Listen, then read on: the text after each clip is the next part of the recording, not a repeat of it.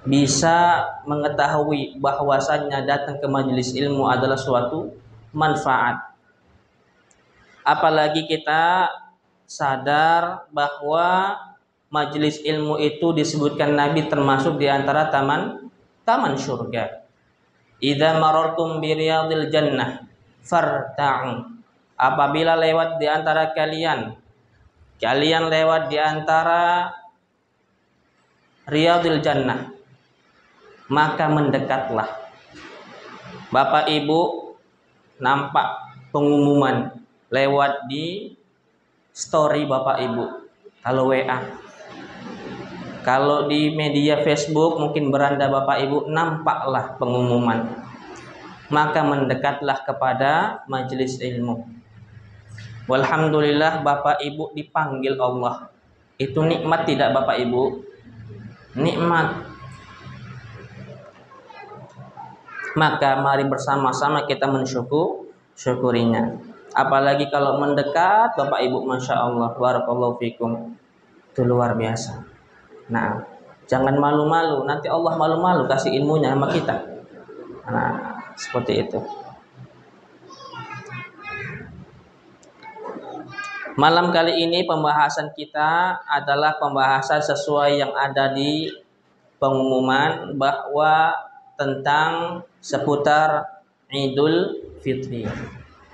Nabi Shallallahu Alaihi Wasallam menyebutkan dalam hadis riwayat Tirmidzi, as-saumu yauma tasumun. Puasa itu hari di mana kalian berpuasa. Wal fitru yauma tuftirun.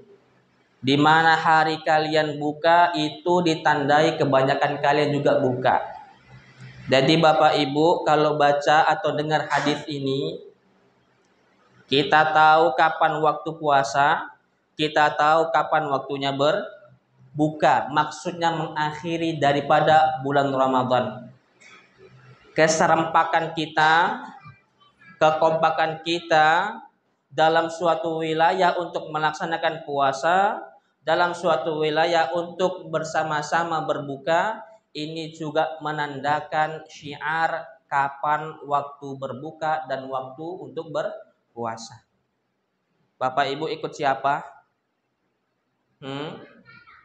Nah, ikut yang banyak untuk masalah puasa. Kalau masalah kesesatan jangan tengok yang banyak, ya. Nah, yang banyak nggak jadi benar, tapi biasanya yang benar itu banyak. Bapak Ibu rahimani wa rahimakumullahu jami'an. Kalau ditandailah berakhirnya bulan Ramadan itu dengan makan dan minum bebas di siang hari, berarti awal daripada Idul Fitri. Bulan Ramadan sudah berakhir, maka Idul Fitri juga akan datang. Hari di mana kaum muslimin berbangga dengannya. Idul Fitri satu hari di antara 2 hari di mana kaum muslimin berbangga satu kali setahun. Makanya Bapak Ibu tahu kalimat Idul Fitri, Id diambil dari kalimat ada ya'udu idan atau audan. Kembali. Setiap tahun kembali tahunnya. Nah, kitanya belum tentu bisa kembali. Jadi hari tersebut akan kembali setiap tahun, ada dan terus ada sampai Allah jadikan malaikat peniup sangkakala mengakhiri dunia ini, maka berhentilah Idul Fitri dan Idul Adha. Bapak Ibu rahimani wa rahimakumullah, kenapa ada Idul Fitri dan Idul Adha dalam istilah Islam? Awal mulanya adalah di mana di kota Madinah. Penduduknya mereka semua kebanyakan merayakan 2 hari. Di mana dalam 2 hari ini mereka melaksanakan apa yang memang mungkin tidak mereka laksanakan di hari-hari yang lain. Apa yang mereka lakukan di situ Bapak Ibu?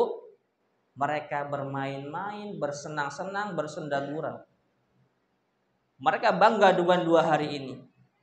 Tatkala Rasulullah hijrah dari Makkah ke kota Madinah, maka rubahlah. Ketika saat itu dikisahkan oleh Anas bin Malik, Rasulullah menanyakan tentang hal ini.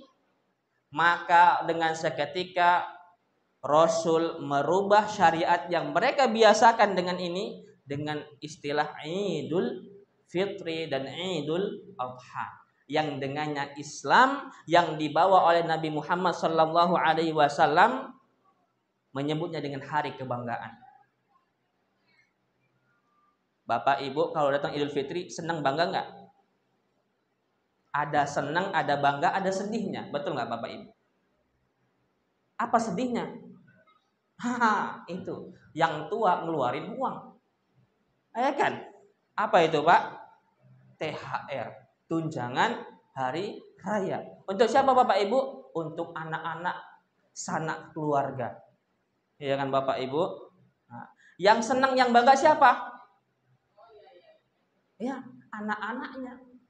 Orang tuanya senang juga. Anak-anaknya dapat dipinjam sama orang tuanya. Nah, oke, kita tinggalkan itu. Bukan itu pembahasan kita.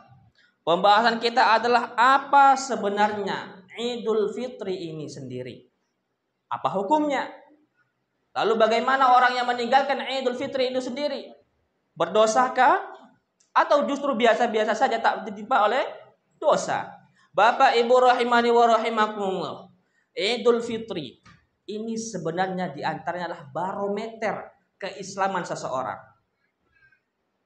Ada pendapat ulama, orang kalau sholat 5 waktu tinggal, tapi kalau sholat Idul Fitri dan Idul Adha tak tinggal, belum sanggup kita untuk mengeluarkan dia dari keislaman. Jadi barometer Idul Fitri dan Idul Adha. Namun jadi sini kita perhatikan, kalau kita tinggalkan yang sudah biasa 5 waktu, pantas enggak? Yang enggak sholat 5 waktu sehari semalam, selama setahun dia tidak melaksanakannya, dan dia tidak pernah sholat kecuali di 2 waktu ini. Lalu kita yang sudah biasa dengan sholat 5 waktu, kita tinggalkan. Rugi enggak Pak? Itu masuk di antara salah satu barometer, takaran. Wih, antar muslim tidak? Muslim dong, setahun 2 kali sholat kok. Jangan sampai dibalikkan sama kita. Atau muslim tidak? Muslim lah, 5 waktu sholat. Lah tadi nggak sholat Idul Fitri. Bahaya. Maka Idul Fitri kalau ditarik secara panjang Bapak Ibu, sebenarnya khilaf banyak. Namun yang rajih adalah hukumnya fardhu ain bagi setiap jiwa yang mengatakan dirinya meninggikan kalimat la ilaha illallah Muhammadur Rasulullah. Fardhu ain. Setiap individu harus dan mesti melaksanakan sholat ini. Jangan tidak. Mengapa demikian Bapak Ibu?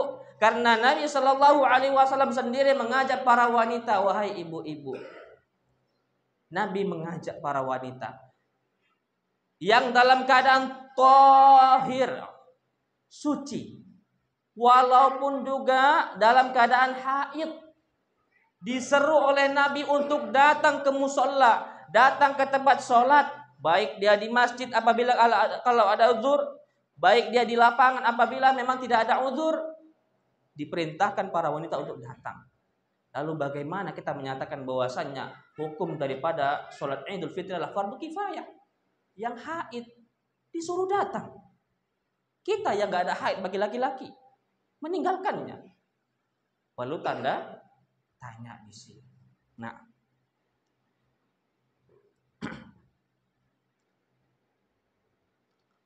bagaimana?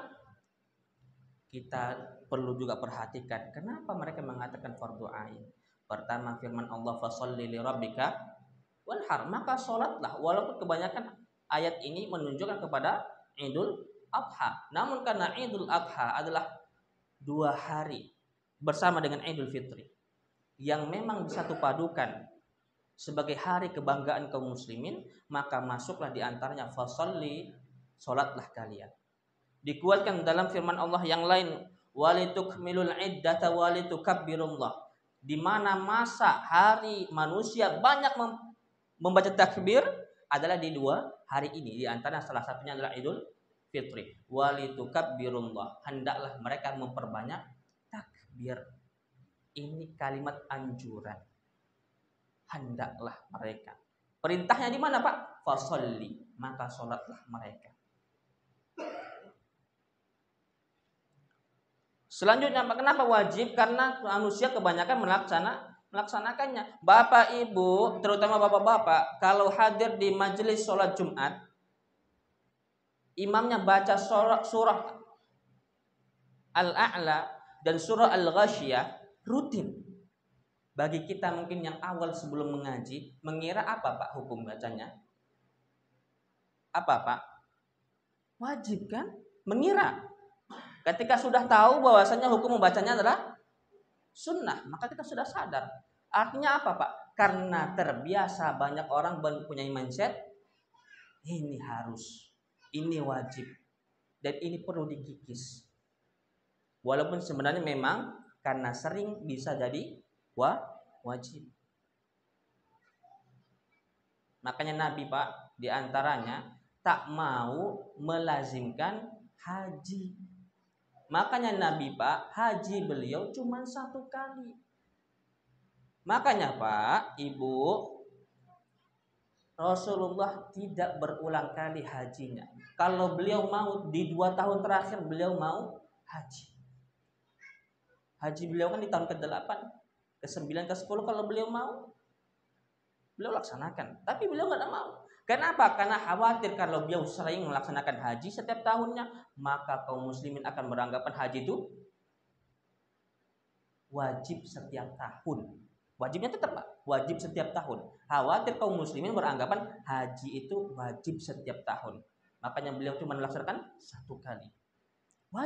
Wajibnya 1 kali. Yang kedua, yang ketiga itu tidak wajib lagi Pak.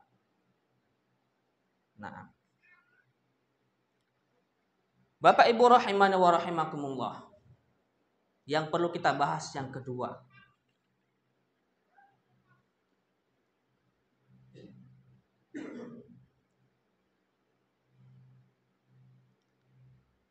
adalah waktu sholat Id. Kapan sebenarnya waktu yang benar untuk melaksanakan sholat Id?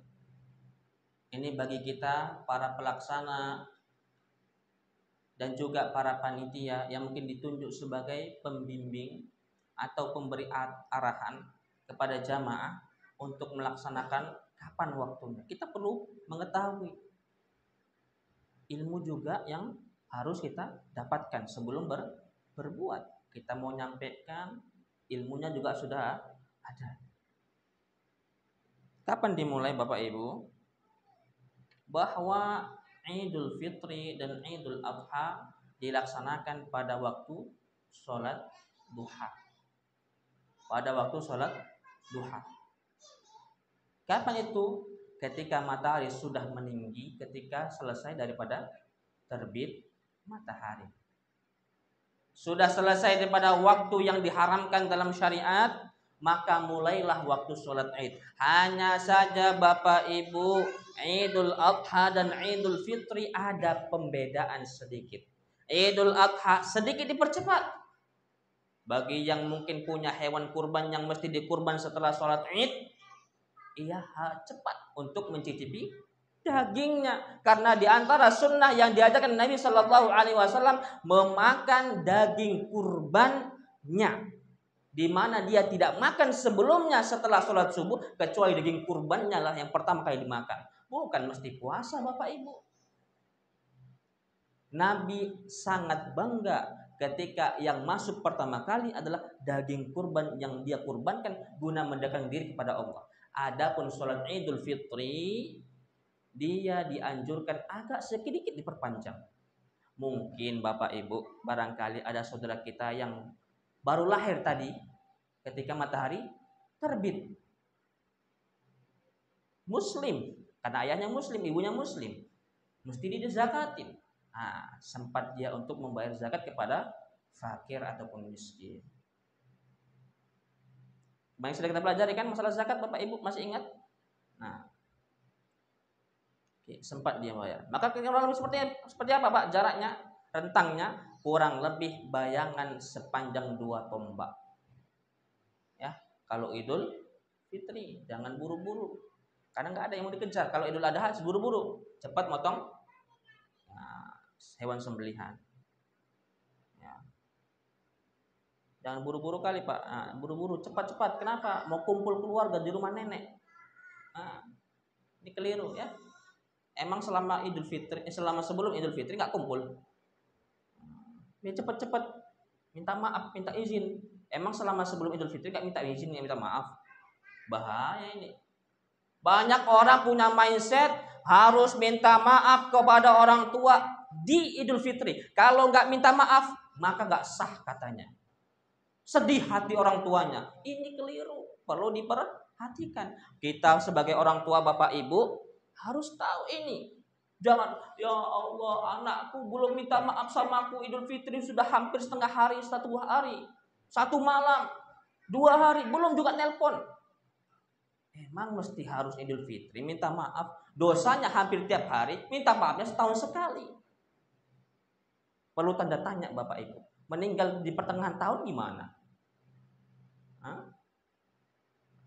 Makanya perlu diperbaiki. Sampaikan pelan-pelan kepada sanak saudara kita yang tidak atau belum mendapatkan hidayah sunnah ini. Bapak ibu rahimani wa rahimakumullah. Jadi pelaksanakan Idul Adha, Idul Fitri adalah agak sedikit diperpanjang ketimbang Idul Adha. Nah, bahkan kalau bisa agak sedikit jauh lah daripada Idul Adha. Kalau Idul Adha mungkin kurang lebih sekitar 7:30. Kalau Idul Fitri ya jam-jam 8. Begitu. Nah, lalu bagaimana orang yang ketinggalan Bapak Ibu? Nih, Idul Fitri ketinggalan nggak sholat dia. Boleh nggak dia sholat di waktu yang lain? Nah, sebagian ulama mazhab menyebutkan bahwa yang berlalu biarlah berlalu, karena Idul Fitri cuma sekali waktunya. Khusus Idul Fitri. Maka dia sungguh telah tertinggal Idul Fitri. Berbeda kasusnya dengan apabila dia masbuk, maka boleh dilanjutkan dan ditambah. Apabila sudah tertinggal, misal tertidur, apalagi ini sering terjadi kan Pak, Ibu, malam-malam takbiran sampai jam 3, jam 4, luar biasa, ya kan? Yang tidur tak nyenyak tidur karena suara takbir. Bukan maksud kita merasa terganggu, hanya saja semangat ketika takbiran, ketika yang wajib dia lupakan. Akhirnya apa Pak? Ketika bangun pagi tak sanggup, sholat subuh lewat, sholat Idul Fitri juga leong. Nah, akhirnya apa? Nah, berlalulah Idul Fitri dan dia melewatkan 1 kali setahun tak sholat Idul Fitri. Rugi. Bangga pakai baju barunya, bangga dengan baju terbaiknya, ketika hari itu namun tak sholat Idul Fitri. Rasanya bagaimana Bapak Ibu? Nah, tapi kalau Idul Adha, Bapak Ibu, sebagian ulama seperti mazhab Hanabilah menyatakan boleh dilaksanakan secara berjamaah apabila terlewatkan di hari yang pertama, boleh dilaksanakan di hari yang kedua, ketiga, sampai habisnya ayyam tasyrik, hari tasyrik. Allahu ta'ala a'lam.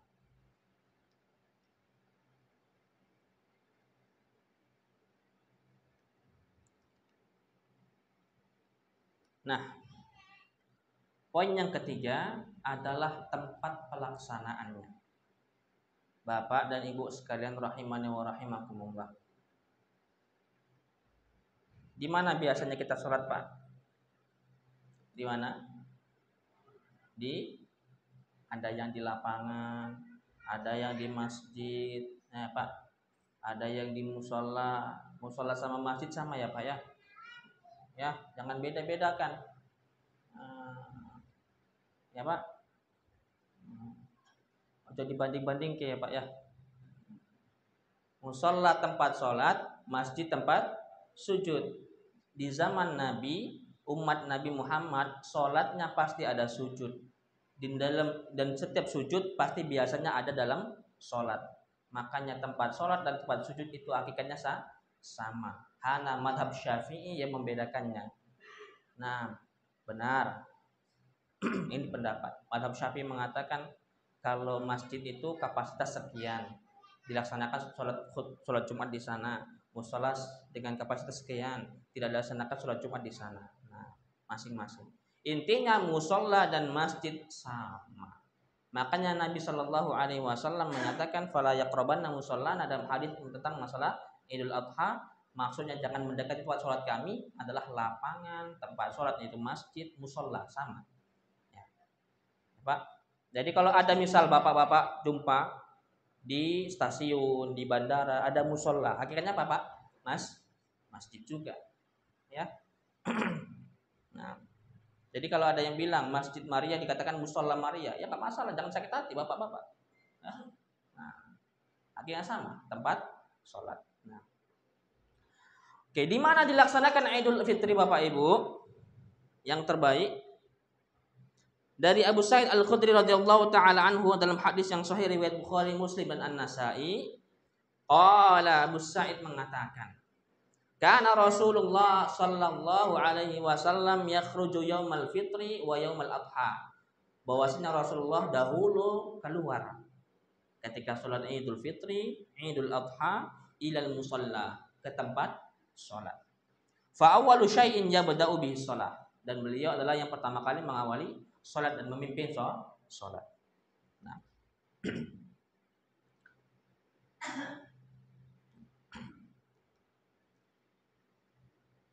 Namun Bapak Ibu rahimani wa rahimakumullah, di antara sunnah al-madiyah, sunnah-sunnah yang sudah pernah dilaksanakan oleh Rasulullah sallallahu alaihi wasallam, musallanya ketika sholat Idul Fitri ini adalah sahra. As-sahra atau fi mafazati wasi'ah. Di padang terbuka. Enggak terbentengi sama dinding-dinding. Artinya apa, Pak? Di lapangan. Kenapa di lapangan? Karena kalau di lapangan Bapak Ibu nampak semua. Oh, sana sholat, oh sana. Ya kan Bapak Ibu? Oh, di mana? Di sana. Sudah demikian, yang haid karena nggak bisa masuk masjid bisa datang, nggak terbatas. Karena sebagian mazhab memang mengatakan bahwasanya haid itu tidak boleh masuk masjid. Dan memang ada di antara larangan Nabi yang haid tidak boleh masuk masjid. Walaupun begini dan begitu pendapat para ulama. Artinya Nabi juga memperluas wilayahnya dengan di lapangan. Kalau sudah lapangan Pak, berapapun orangnya insya Allah cukup. Kalau lapangannya luas. Nah, qala sholatu masjidi hadza afdal min alfi sholatin fima siwahu illa al-masjidil haram. Padahal Pak, Masjidil Haram ada Pak. Masjidil Haram ada Ibu. Masjidil Haram pahalanya kalau sholat di situ 1000 kali sholat di masjid-masjid yang lain. Kalau Rasul mau sholatnya di Masjidil Haram. Kalau Rasul mau satu sholat Idul Fitri 1000 kali pahalanya seperti sholat di masjid yang lain. Kalau Rasul mau. Tapi di antara sunnah madiyah pernah dilaksanakan oleh Rasulullah, beliau sholatnya di luar Masjidil Haram. Bukan karena tidak mengharap pahala Pak. Wah 1000 Pak. Kita sholat di Masjid Maria Pak. Kalau dihitung-hitung 5 kali satu hari. Dalam sebulan 150 kali. Kita harus mendekati angka 7-8 bulan sholat di Masjid Maria, baru ngimbang 1 kali sholat di Masjidil Haram. Pahalanya enak nggak Pak? Nah, sebulan sholat di Masjidil Haram udah kayak satu umur hidup kita yang 30 tahun umurnya.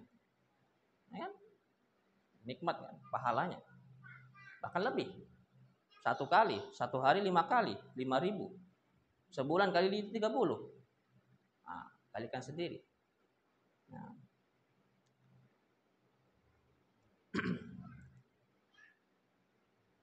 Tsumma huwa ma'a hadhil fadilah al-'azimah kharaja sallallahu alaihi wasallam wa tarakahu.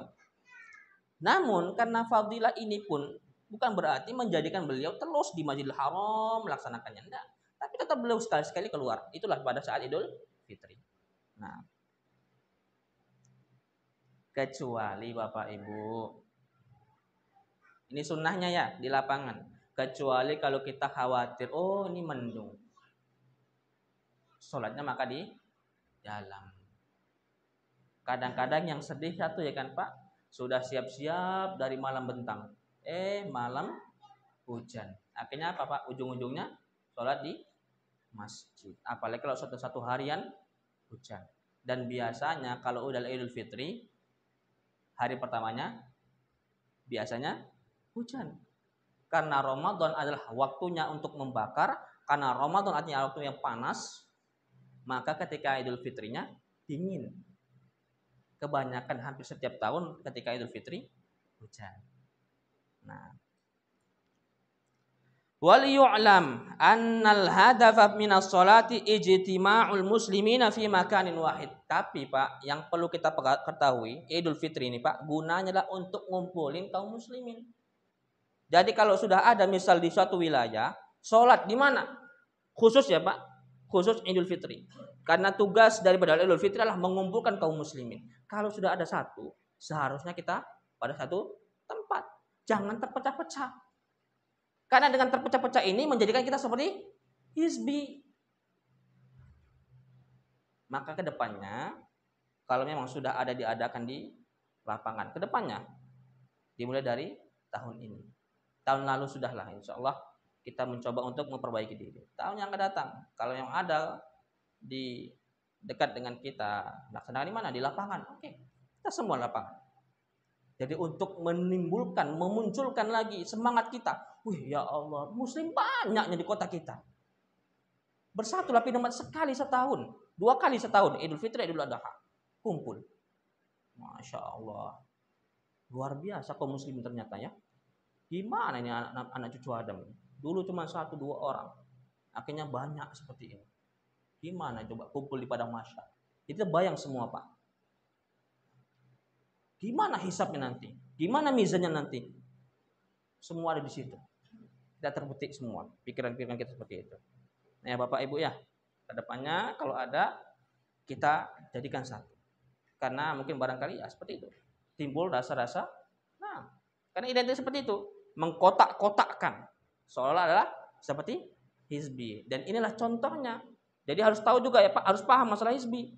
Jangan kita tiba-tiba nggak paham, tapi tidak tahu masalah hizbi. Ini perlu dikasih tanda kutip. Kita nggak paham nih. Ya, tiba-tiba mengatakan hizbi. Hizbi ini Bapak Ibu tidak mesti atas nama sesuatu. Anak katakan, Bapak Ibu fokus fanatik terhadap sesuatu, walaupun tidak ada terbuat lembaga, maka itu udah hizbi. Udahlah, anak sama si fulan aja lah, nggak mau sama fulan. Hati-hati, ini hizbi. Paham Pak masalah hizbi? Berkelompok-kelompok. Islam itu satu. Ya, tidak mesti. Nah, harus terbangun lembaga baru mengatakan hizbi. Kadang-kadang lembaga ini cuman lembaga aja yang disarankan kepada pemerintah. Hakikatnya pemikirannya adalah satu. Menyebar dengan kaum muslimin. Nah, seperti itu ya. Kedepannya kita kikis ini. Ya, mudah-mudahan kita Masjid Maria kumpul jadi satu di lapangan bersama pemerintah. Seperti itu. Nah. Apalagi gampang Pak, pemerintah kita mau ngadakan di lapangan. Kalau di wilayah lain Pak, karena apa? Berat. Ya berat. Kita alhamdulillah punya lapangan. Ada muat insya Allah ya. Berapa wilayah itu insya Allah muat ya Pak ya. Karena kan yang mau berapa sih? Yang nggak mau banyak. Nah, oke. Sunnahnya Bapak Ibu rahimani wa rahimakumullah untuk keluar ke musola, dan di antara adabnya juga yang perlu kita perhatikan di sini. Sebelum akhirnya nanti insya Allah kita akan bahas sedikit tentang pelaksanaannya. Yang pertama, agar kiranya bagi orang yang hendak pergi menuju musola, menuju lapangan, menuju tempat sholat, harus mandi dan bersih-bersih dulu. Mandinya seperti mandi janabah. Niatnya untuk Idul Fitri. Walaupun kita dalam keadaan tidak junub. Apalagi dalam keadaan junub, otomatis harus mandi kalau nggak terima sholatnya. Ya Pak ya. Nah, bagi yang mantan muda nih. Nah, harus mandi junub. Su'ila Ali bin Abi Thalib radhiyallahu taala anhu 'anil ghusli faqala, maka Ali ketika ditanya tentang masalah ghusl, mandi janabah, maka beliau mengatakan yaumal jumu'ah, hari Jumat, di mana dianjurkan untuk mandi janabah. Ya Pak, jangan mandi-mandi ngasal-ngasal. Niatkan Pak, wudu, mandi. Dapat pahala tambahan. Gak masuk niatnya Pak, nah kurang pahalanya. Karena yang membedakan antara ibadah dan kebiasaan adalah niat. Biasa mandi ya udah gak dapat pahala. Tapi mandinya diniatkan karena ibadah, maka jadi ibadah. Yang kedua Pak, ketika hari Arafah. Hari Arafah ketika hendak mau wukuf. Yang ketiga, hari di mana menyembelih kurban. Artinya apa? Idul Adha. Idul Adha harus dan dianjurkan untuk mandi janabah juga. Dan yang terakhir, yang keempat, wa yaumul fitri, hari Idul Fitri, mandi dahulu.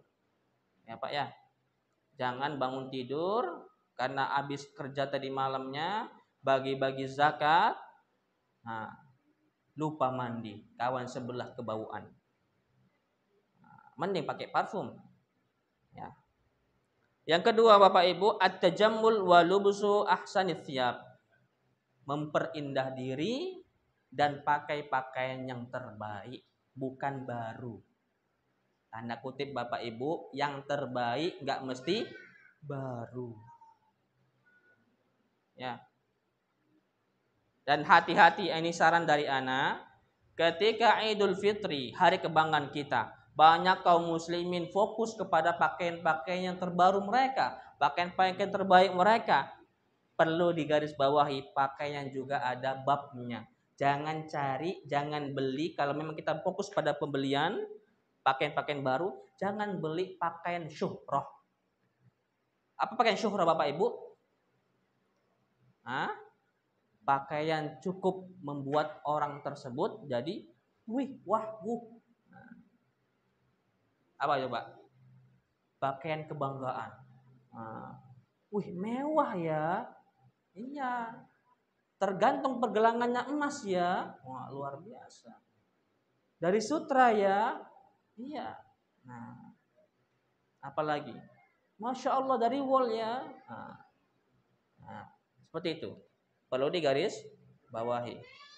Apalagi perempuan. Ibu-ibu boleh nggak isbal ya Bu? Boleh isbal ya Bu. Nah, jangan ibu-ibu nanti atau anak-anaknya dikasih, yang perempuan dikasih celana, kasih gamis yang nggak isbal. Laki-laki aja yang nggak isbal.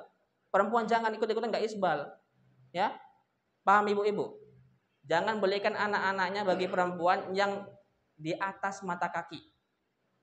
Ya, laki-laki harus, perempuan jangan. Jangan kebalik, bapak-bapak beli yang isbal lupa motong. Ibu-ibu yang isbal malah dipotong. Nah, tahu isbal kan Pak? Julur. Nah. Oke. Yang ketiga Bapak Ibu, makan sebelum keluar ke tempat sholat. Sarapan dahulu. Ya. Jangan sampai kelaparan karena Idul Fitri, panjang waktunya. Lama mulainya. Nah, tiba-tiba ketika sholat, Allahu Akbar. Di antara jeda setiap takbir, bunyi. Kampung tengah. Kalau orang bilang. Apa kampung tengah Pak? Dari kepala ke kaki, mana yang paling tengah Pak? Nah, itulah kampung tengah. Menjorit di situ. Beri anak makan. Gitu. Nah. Karena Rasulullah Shallallahu Alaihi Wasallam la yaghdu yaumal fitri hatta ya'kula tamaratin.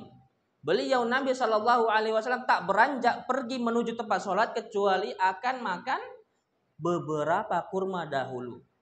Kalau ada kurma Bapak Ibu, tengok sunnah Nabi makan kurma. Kalau nggak ada ya apa yang ada dimakan, sarapan dahulu.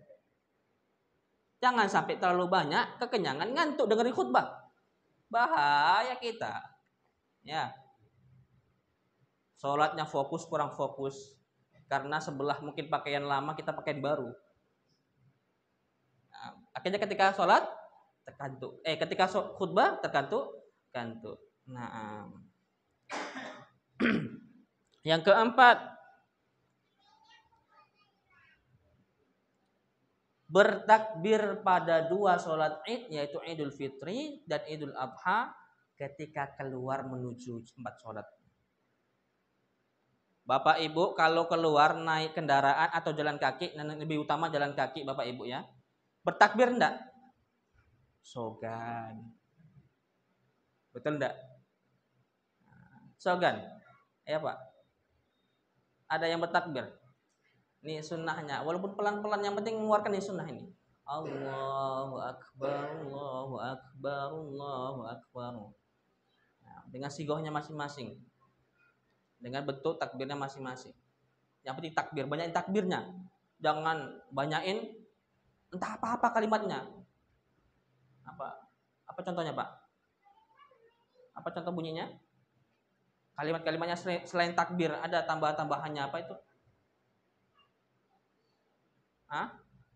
Allahu Akbar kabira walhamdulillahi katsira wa subhanallah. Ini bukan takbirnya Pak, enggak, ini yang diharapkan. Kata Allah walitukmilul iddata walitukabbirullah. Banyakin takbir, bukan banyakin kosakata yang lain. Ini biar supaya tengok orang, wih masya Allah, fulan hafal banyak ya. Takbirnya intinya Bapak Ibu. Apalagi pakai mic. Masya Allah, fasih kurang fasih. Kalau bisa orang jangan pegang mic, anak yang pegang mic. Nah, masalah takbir juga Bapak Ibu, ini tidak ada istilah dipimpin dan yang dipimpin. Semua barang serentak. Ya. Nah, jangan ada yang mimpin, setelahnya ada yang ngikutin. Nah, hati-hati. Ya. Berangkatnya Pak baca takbir sama keluarga, sama teman. Berangkat dari rumah, Allahu Akbar, Allahu Akbar, Allahu Akbar. Sampai tempat sholat.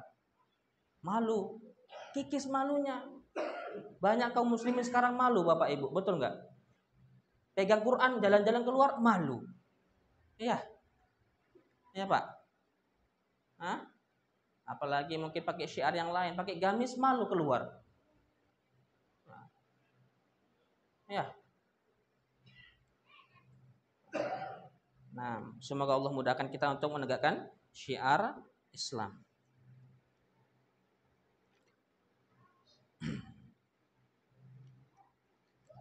Untuk sholat Id, kita perlu perhatikan di sini, di antara sunnah yang lain yang tadi kita sampaikan sudah, bahwa wanita yang haid dan juga anak-anak mesti ikut serta meramaikan.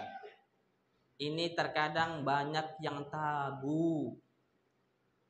Haid gak berani ke masjid. Yang maksudnya ke masjid ini di pinggirannya pinomat. Yang penting meramaikan. Nampak Islam itu agama yang benar, rami.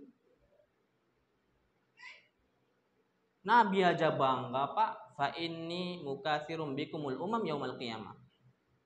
Nabi cinta, seneng kalau umatnya nanti di hari kiamat yang paling banyak. Masa kita nggak mau Pak nampakkan syiar bahwa Islam itu besar. Nah, apalagi setelah diganggu ya kan majelis-majelis kajian, tunjukkan Pak yang sunnah-sunnah ini terutama. Apalagi yang jenggot ini nampak, oh ini yang berjenggot ini muslim pasti. Karena di Indonesia Pak kebanyakan yang berjenggot muslim. Kalau di luar Pak berjenggot belum tentu muslim, ya betul nggak? Ya. Karena yang muslim kebanyakan takut berjenggot, hilang gantengnya katanya. Yang keenam Bapak Ibu, ini sering kita kurang sekali, menyelisihi jalan menuju masjid.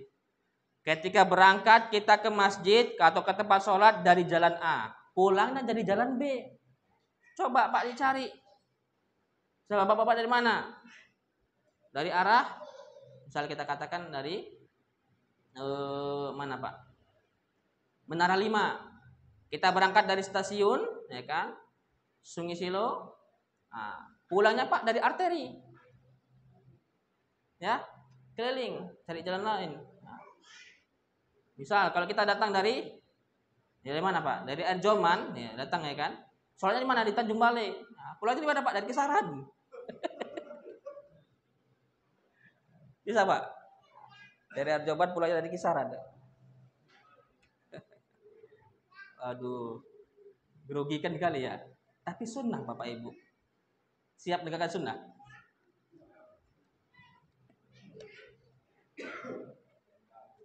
Ya. Oke, kalau kita mungkin bisa. Misal kalau sholat di sini, tapi insya Allah kita gabung di sana aja ya, di lapangan. Ya, bisa.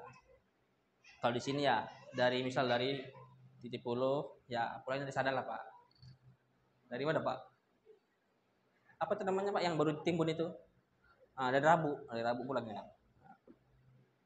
Nah, ini kalau memang nggak menyulitkan. Tapi dianjurkan cari jalan yang berbeda berangkat dan pulangnya. Barakallahu fikum. Dan yang ketujuh adalah berjalan menuju masjid atau tempat sholat. Yang dekat dengan lokasi bisa lah Pak. Tapi Pak, kalau kita lihat Pak, di media-media itu luar biasa Pak. Datang ke tempat sholat, datang ketika hari Jumat, beliau buta, Pak, jalan. Lokasi jauh, hampir setengah jam jalan Pak.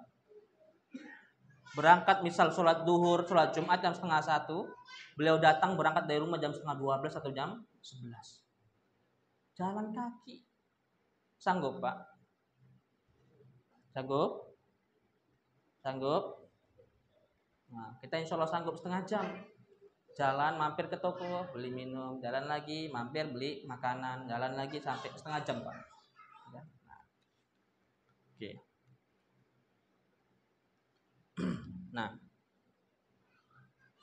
untuk sholat Id sama sekali berbeda seperti sholat-sholat yang lainnya. Tidak ada azan, tidak ada iqamah. Jadi jangan ada yang Allahu Akbar, asyhadu an la ilaha illallah. Nah, agak disumpel Pak. Nah, afwan akhi, ini nggak ada iqamahnya.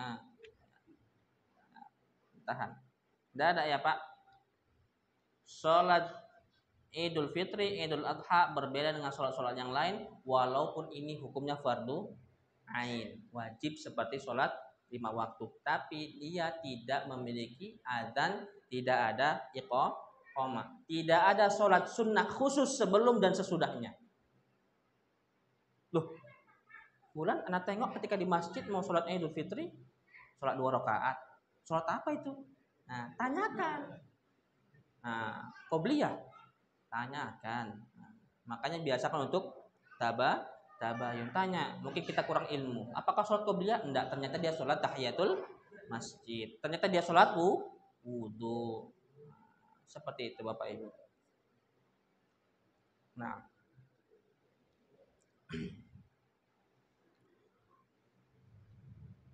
untuk sholat Id pelaksanaannya dilaksanakan sebanyak 2 rakaat. Disebutkan dalam hadis yang sahih riwayat An-Nasa'i dan Ahmad, dikatakan dari Umar radhiyallahu taala anhu, qala sholatus safari rakaatani. Salat untuk safar, bagi yang mau bersafar Pak, salat sunnah, salat safar 2 rakaat. Wa sholatul adha rakaatan, dan salat adha, Idul Adha 2 rakaat. Wa sholatul fitri rakaatan, dan salat fitri 2 rakaat. Nah, tamam ghairu qasrin ala lisani nabiyikum.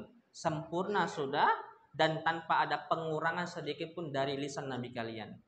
Sallallahu alaihi wasallam. Shallu ala nabi. Nah, jadi Bapak Ibu jangan ada melaksanakan sholat Idul Fitri lebih dari 2 rakaat walaupun nampak dia nggak datang ketika sholat itu, akhirnya dia ganti jadi 4 rakaat. Nah, walaupun sebagian ulama menyebutkan itu boleh dengan 1 salam, boleh dengan 4 dengan 2 kali salam.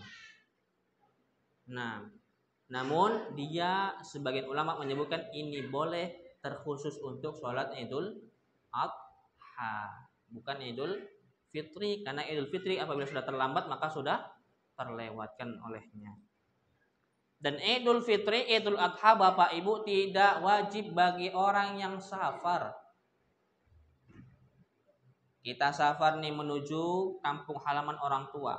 Qadarullah satu hari kemudian baru sampai ke rumah orang tua. Nah, kita di perjalanan, maka nggak wajib bagi kita sholat Idul Fitri atau Idul Adha. Safar itu memutus kewajiban kita. Nah, dan Idul Fitri hanya wajib bagi yang mukim atau bertempat tinggal di situ. Nah, caranya Pak, yang pertama memulai rakaat pertama dengan takbiratul ihram, Allahu Akbar. Ini tidak dihitung takbiran. Baru setelah takbiratul ihram, ya mulai dengan takbir setelahnya sebanyak 7 kali. Hitung Pak masing-masing. Kalau kurang subhanallah, katakan kepada imamnya. Nah, seperti itu. Karena kadang-kadang ada juga imam yang mengatakan sudah pas hitungannya. Ada sebagian yang menyatakan takbiratul ihram masuk daripada yang 7 tadi. Nah, sampaikan subhanallah. Bagi yang perempuan juga bertepuk apabila nampak yang laki-laki lupa semua makmumnya barangkali. Yang kedua, tsumma yukabbir ba'daha sab'a. Untuk rakaat kedua harus takbir setelah bangkit, ya Pak. Ya. Setelah bangkit maka itu tidak dihitung takbirnya, baru mulai lagi 5 takbir. Yang pertama 7, yang kedua 5 Bapak Ibu. Nah, biasanya kalau mau sholat itu diingatkan Pak. Hanya saja ini sebagai ilmu tambahan sebelum mulai Bapak Ibu. Nah, apa yang dibaca Bapak Ibu rakaat pertama? Rakaat pertama yang mesti dibaca adalah surah Qaf. Sanggup? Qaf wal Qur'anil Majid bal ajibu, dan seterusnya. Sanggup? Rakaat kedua surah ana lupa namanya, ya qataribatis saah, mansyaqqal qamar. Surah Al-Qamar. Nah, itu. Rakaat pertama surah Qaf, yang kedua surah Al-Qamar. Ini hadis riwayat Muslim. Adapun surah Al-Ghasyiyah dan surah Al-A'la, rakaat pertama dan Al-Ghasyiyah rakaat kedua juga sunnah. Hadisnya riwayat Ahmad. Nah, dan perlu diperhatikan juga, alangkah baiknya kita perlu sekali-sekali menyelingnya, ya. Mungkin tahun ini baca surah Al-A'la dengan Al-Ghasyiyah, tahun depan pakai surah Qaf dan surah Al-Qamar. Tapi sampaikan dahulu, nanti yang lainnya nggak siap-siap pegang betisnya dulu, gitu. Kusuk-kusuk sedikit.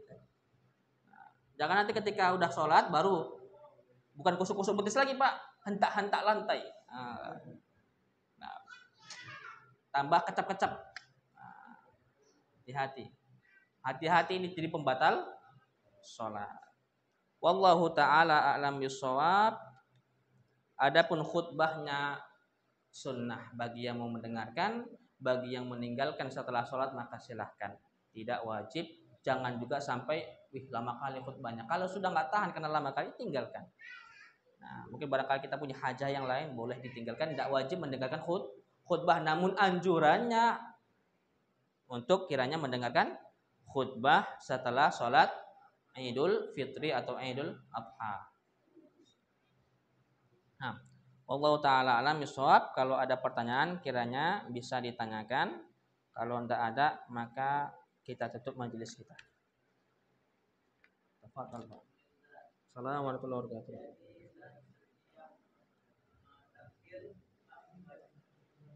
Takbir.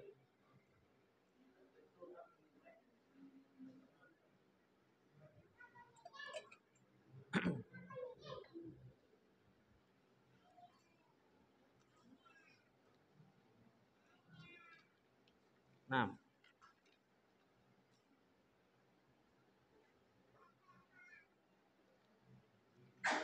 Bapak mau baca atau enggak? Karena kalau enggak membaca juga boleh, karena kalau membaca juga boleh. Nah, wallahu a'lam, untuk bacaannya ada yang memang dia tidak diriwayatkan langsung. Artinya ulama banyak menyarankan ini yang dibaca. Tidak ada dari langsung. Wallahu taala alam bissawab. Nah, kebanyakan adalah diam. Karena sunnahnya hanya takbir, bukan membaca di antara sela-sela takbir. Karena tak sempat, Pak. Allahu akbar. Allahu akbar. Allahu akbar. Yang penting sudah tumanina. Nah, tidak ada bacaan di sela-sela antara takbir. Namun bagi yang sempat, maka silakan baca. Nah, lebih banyak ini, Pak.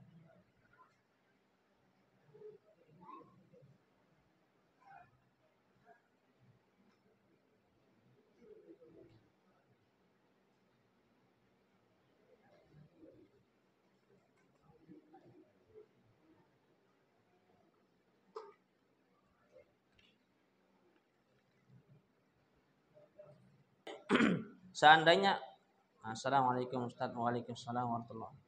Terkait sholat tarawih, seandainya posisi kita sedang di luar, artinya bukan di kampung halaman kita, dan di sekitar tempat tinggal tidak ada masjid yang melaksanakan sholat tarawih sesuai sunnah, yang ada masjid awam, kebanyakan kaum muslimin.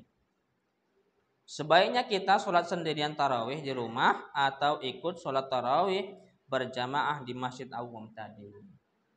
Nah, untuk permasalahan ini ambil sunnahnya. Adapun apa yang mereka laksanakan daripada amalan-amalan bid'ah, maka jangan diperdulikan, tinggalkan. Kita dapatkan sunnahnya apa itu? Man shalla ma'al imam, man qama ma'al imam, kana lahu kutiba lahu qiyamul lail. Atau kama qala sallallahu alaihi wasallam, yang sholat bersama imam sampai imam berpaling hatta yansharif, kutiba lahu qiyamul lail, dituliskan baginya sholat malam suntuk. Nah, man qama ma'al imam, man qama ramadhana imanan wa ihtisaban ghufira lahu ma taqaddama min dhanbi, kata Nabi sallallahu alaihi wasallam, yang siapa dia salat malam dengan penuh keimanan, yakin Allah akan beri pahala baginya, wa ihtisaban, dan penuh banyak perhitungan bahwasanya perlu sabar, ghufira lahu ma taqaddama min dhanbi, maka diampuni Allah dosa yang telah lampau. Enak nggak, Pak? Nah, seperti itu. Untuk permasalahan ini adalah tetap sholat bersama mereka, dapatkan pahala, kecuali mereka telah melaksanakan amalan-amalan bid'ah kufriyah. Bid'ah yang memang dia bersifat kekufuran. Ada bid'ah mukaffirah wa bid'ah ghairu mukaffirah. Nah, walaupun seluruh bid'ah adalah dhalalah, namun ada yang memang dia mengeluarkan dia daripada Islam langsung. Seperti amalan-amalan ahlu sufi, itu ahlu tasawuf, seperti itu. Nah, seperti itu. Ikut bersama mereka. Namun apabila imamnya juga orang-orang yang fasik, ya lebih utama kalau dapat berjamaah dengan teman di rumah. Kalau tidak dapat, ya sudah sholat sendirian. Karena percuma juga kita sholat bersama orang yang fasik. Nah, ketika sholat masbuk, sutrah imam salam. Setelah imam salam, di mana batas sutrah yang masbuk tadi? Ketika sholat masbuk, setelah imam salam, di mana batas sutrah yang masbuk tadi? Yang pasti intinya usahakan dia cari pembatas. Nah, wal yadnu minha, maka mendekat pada sutrah tadi. Batasannya adalah kurang lebih taksiran, apabila ada kambing lewat maka cukup. Itu taksirannya. Cari, baik dia orang yang sedang duduk atau dia tiang. Nah, tapi usahakan kalau dalam sholat berjamaah jangan cari tiang ya, Pak ya. Kecuali di belakang tiang. Jadi samping tiang jangan. Bisa pemutus shaf. Nah, silahkan cari yang lain. Yang pasti tidak bisa orang lewat. Tapi kalau memang terlalu jauh, maka cukup cari yang dekat. Kalau nggak sanggup, sudah. Jangan terlalu dikejar sekali. Yang pasti kita sudah mencoba untuk melaksanakan itu dan tidak memberi peluang bagi orang lain untuk mendapatkan gambaran seperti syaitan yang ketika melewati tetap memaksanya.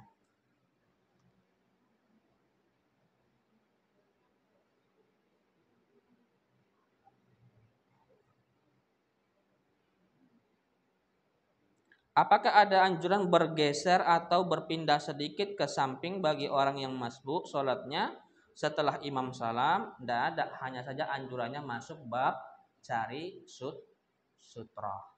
Seperti itu. Bergeser sedikit, tidak ada.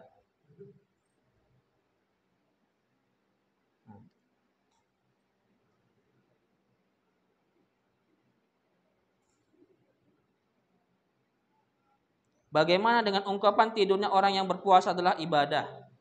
Ini borong Pak, 1, 2, 3, 4, 5. Masya Allah. Bagaimana dengan ungkapan tidurnya orang yang berpuasa adalah ibadah?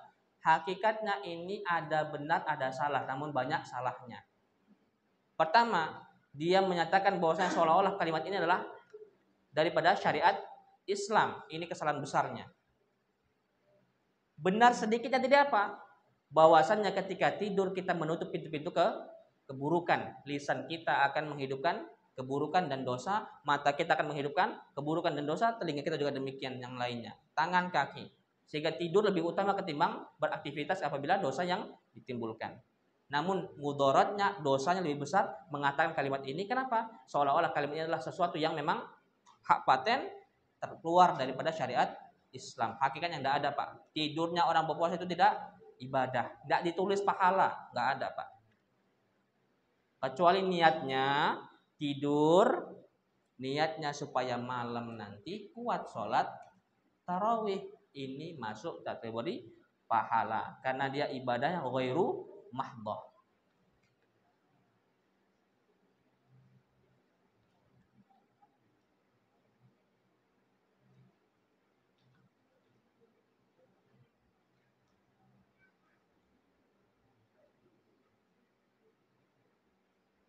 Nah, bagaimana orang yang memiliki hutang puasa Ramadan tahun lalu tapi pas Ramadan selanjutnya datang hutang puasa tadi belum diselesaikan. Apakah hutang yang belum selesai tadi bisa diganti setelah puasa Ramadan selanjutnya selesai? Wallahu a'lam, boleh namun campur dengan dosa. Paham, Pak? Dosa kita karena memperlambat waktu qadanya tadi. Adapun untuk melaksanakan qadanya tetap boleh. Hanya saja di samping itu bercampur dengan dosa karena kita terlambat untuk membayarnya. Maka Aisyah radhiyallahu taala anha menggambarkan ketika beliau tak berpuasa di bulan Ramadan, maka beliau akhir menggantinya mengqadanya adalah di bulan Sya'ban. Dan beliau mengatakan akhir beliau menggantinya adalah bulan Sya'ban sebelum masuk Ramadan selanjutnya. Wallahu taala alam bissawab. Ada pertanyaan lagi Bapak Ibu? Tidak ada? Cukup? Ibu-ibu ada langsung? Tidak ada? Nah. Hampir aja tutup. Nah, Pak. Ya.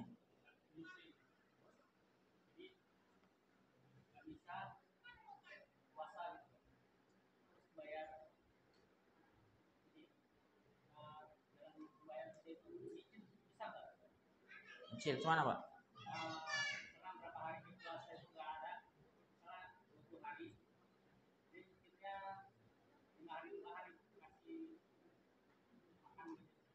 Nih. Nah, nggak langsung.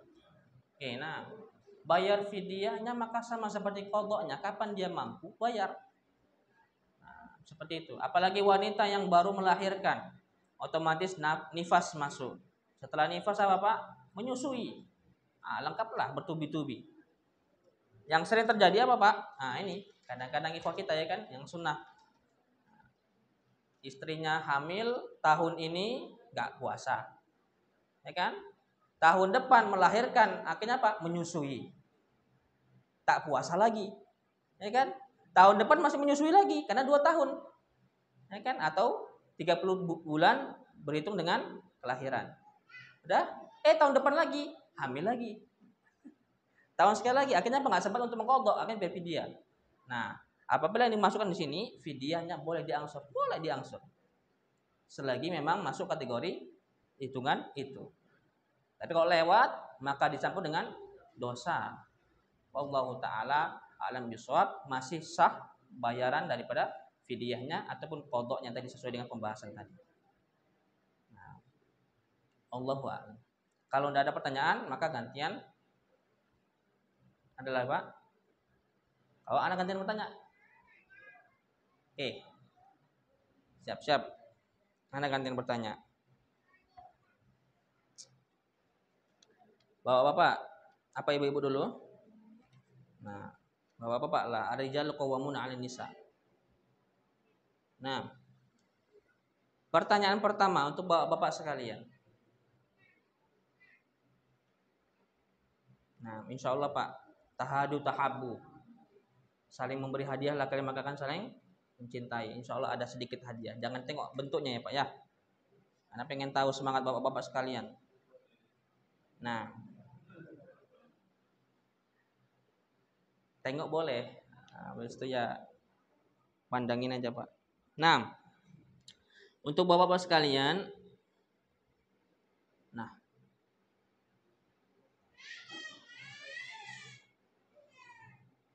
apa mula-mula kisah daripada disyariatkan Idul Fitri dan Idul Adha?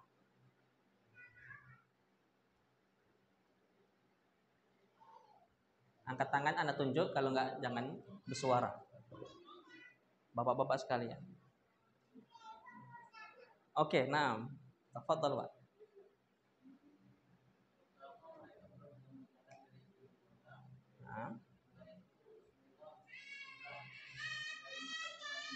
Nah, terus gimana Pak? Nah, menggantinya dengan Idul Fitri dan Idul Adha. Barakallahu fiik. Insyaallah, barakallahu. Boleh diambil nih Pak. Nah, ini apa? Hah? Semua tiket umroh. Haji Pak bagi yang mampu. Insyaallah, barakallahu fiik. Nah, pertanyaan untuk ibu-ibu.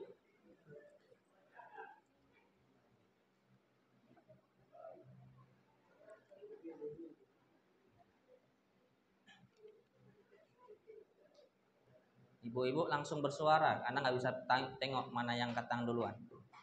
Yang bersuara duluan.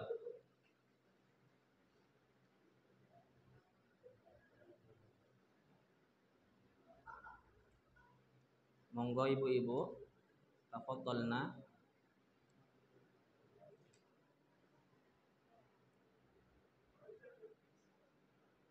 Ini ibu-ibunya kemana ya? Atau nggak tahu jawabannya? Jangan.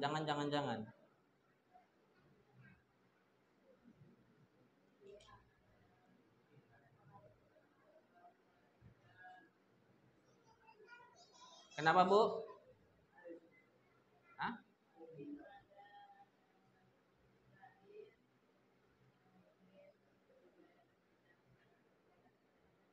Jadi, kenapa kalau anak lahir baru bayar zakat fitrah biar sempat gitu ya Bu? Ah, itu contohnya, bolehlah kalau gitu. Sebenarnya nggak itu, jadi contohnya aja alam sana. Oke, nah, insyaallah. Kayaknya ibu ini yang kemarin juga ini kayaknya.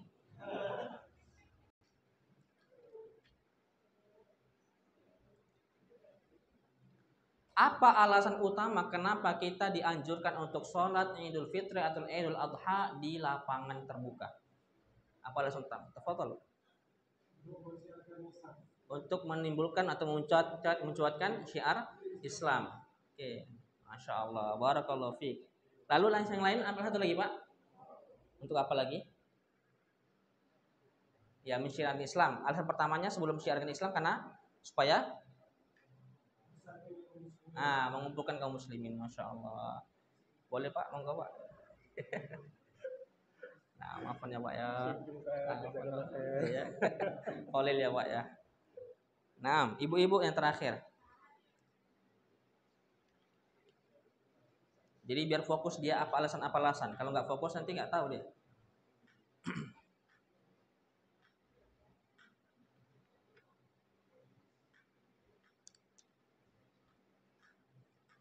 Salat Id, rakaat pertama dan rakaat kedua berapa jumlah takbirnya selain takbiratul ihram? Sebutkan masing-masing.